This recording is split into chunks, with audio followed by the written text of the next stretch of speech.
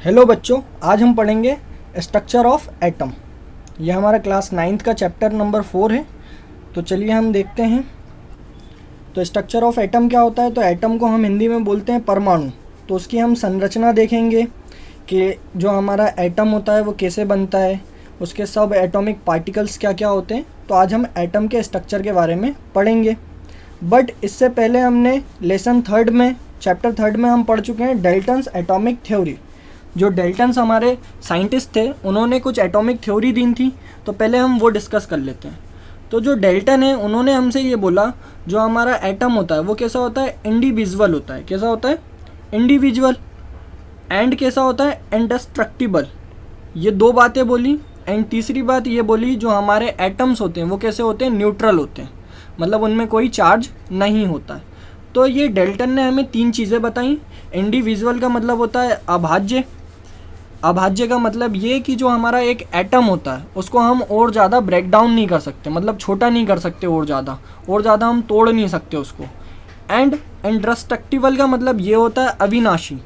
मतलब किसी भी केमिकल रिएक्शन के अंदर जो हमारा एटम होता है ना तो वो क्रिएट होता है और ना ही वो डिस्ट्रॉय होता है। मतलब अविनाशी का मतलब ये होता है कि हम एटम को ख़त्म नहीं कर सकते। तो ये 2 बातें बताई। एंड तीसरी बात ये बताई जो हमारा एटम होता है वो कैसा होता है? न्यूट्रल होता है। ठीक है। बट साइंटिस्टों का काम क्या होता है? वो तो कंटिन्यू स्टडी करते जाते हैं। तो कुछ साइंटिस्टों को क्या हुआ, ये डाल्टन्स की ये बात अच्छी नहीं लगी, समझ में नहीं आई उन्हें ये बात। तो जो साइंटिस्ट होते हैं वो क्या करते रहते हैं? वो कंटिन्यूअसली स्टडी करते रहते हैं। तो जो दूसरे साइंटिस्ट स्टडी कर रहे थे उन्हें चार्ज पार्टिकल्स के बारे में पता चला। तो आपने एक एक्सपेरिमेंट सुना होगा, जब हम 2 बॉडीज़ को आपस में क्या करते हैं? रब करते हैं, तो उसमें क्या डेवलप हो जाते हैं? चार्जेस डेवलप हो जाते हैं। तो ऐसे ही कोई साइंटिस्ट क्या कर रहा था? एक्सपेरिमेंट कर रहा था। तो उसने ये देखा कि 2 बॉडी हम आपस में रब कर रहे हैं तो उसके अंदर क्या डेवलप हो जा रहा है? चार्जेस। जैसे कि कोम्ब होता है जो हमारा कंघी, उसको हम अपने हेयर के ऊपर रब करते हैं तो उसमें क्या आ जाते हैं? चार्जेस आ जाते हैं। एंड वो चार्जेस जब हम उस कोम्ब को पेपर से टच करते हैं तो वो क्या होता है? अट्रैक्ट करने लगता है। बट डाल्टन ने ये बोला था हमसे जो हमारा एटम होता है वो कैसा होता है? न्यूट्रल होता है। और एटम क्या होता है? कोई भी पार्टिकल्स, कोई भी जो हमारा सब्सटेंस बना हुआ है वो किससे मिलके बना हुआ है? एटम से ही मिलके बना हुआ है। जब एटम न्यूट्रल है तो वो अट्रैक्ट कैसे कर रहा है? न्यूट्रल तो अट्रैक्ट कर ही नहीं सकता। अट्रैक्ट कब करता है या रिपल कब करती है कोई भी चीज़? पॉजिटिव चार्जेस होंगे, लाइक चार्जेस होंगे तो वो क्या करेगा? रिपल करेगा। अनलाइक चार्ज होंगे तो वो अट्रैक्ट करेगा। तो डाल्टन्स ने तो हमें ये बताया कि हमारा जो एटम होता है वो कैसा होता है? न्यूट्रल होता है। बट दूसरे साइंटिस्टों को किसके बारे में पता चला? चार्ज पार्टिकल्स के बारे में पता चला। ठीक है। तो डाल्टन्स ने हमें इतना बताया, बट दूसरे साइंटिस्ट उसमें कंटिन्यूअसली स्टडी करते गए और उन्होंने किसके बारे में फाइंड किया? चार्ज पार्टिकल्स के बारे में फाइंड किया।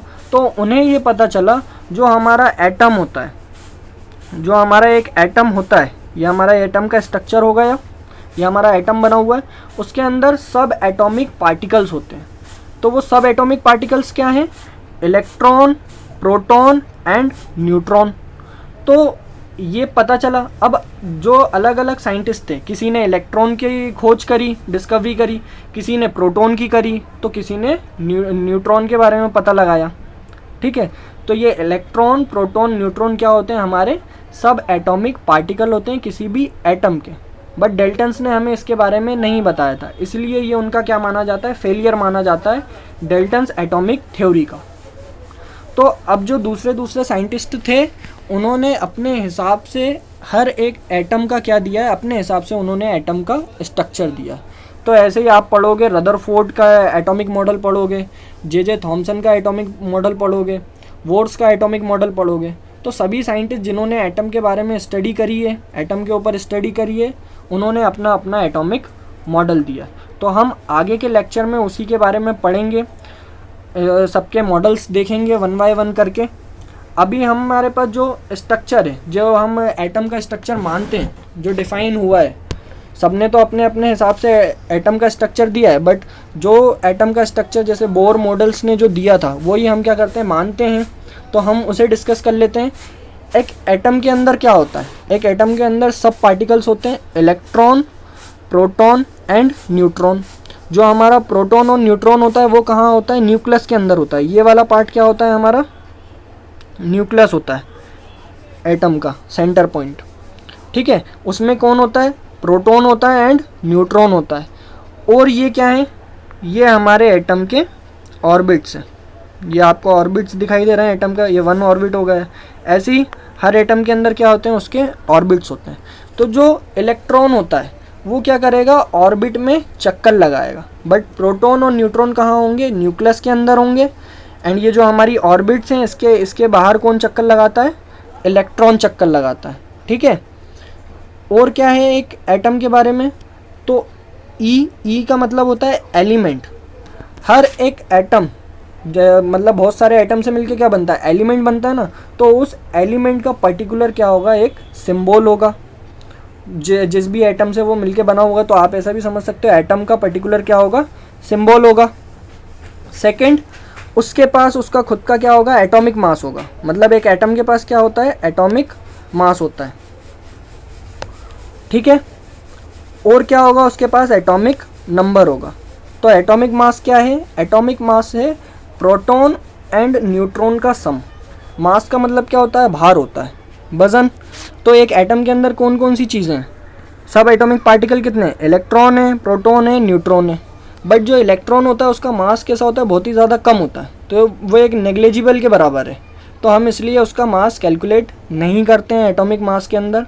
हम क्या करेंगे, प्रोटॉन प्लस न्यूट्रॉन, जो हमारे प्रोटॉन और न्यूट्रॉन है, उन दोनों के सम को हम क्या बोलते हैं, एटॉमिक मास बोलते हैं। एंड एटॉमिक नंबर क्या होता है, एटॉमिक नंबर होता है एक न्यूक्लियस के अंदर जितने भी नंबर ऑफ प्रोटॉन्स हैं उनको हम क्या बोलते हैं, एटॉमिक नंबर। ये क्या हो जाएगा हमारा एटॉमिक नंबर। ई मतलब क्या हो जाएगा, उस एटम का सिंबल।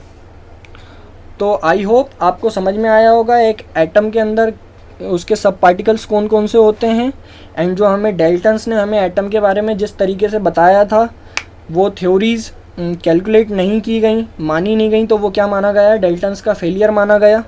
एंड फिर उसके बाद जितने भी हमारे साइंटिस्ट थे उन्होंने क्या करा, एटम्स के ऊपर स्टडी करते गए और अपना अपना मॉडल देते गए। तो हम आगे के लेक्चर में उन मॉडल्स को कवर करेंगे। आई होप आपको ये वीडियो पसंद आया होगा। अगर वीडियो पसंद आता है तो वीडियो को लाइक एंड शेयर करना ना भूलें एंड चैनल को सब्सक्राइब कर लें।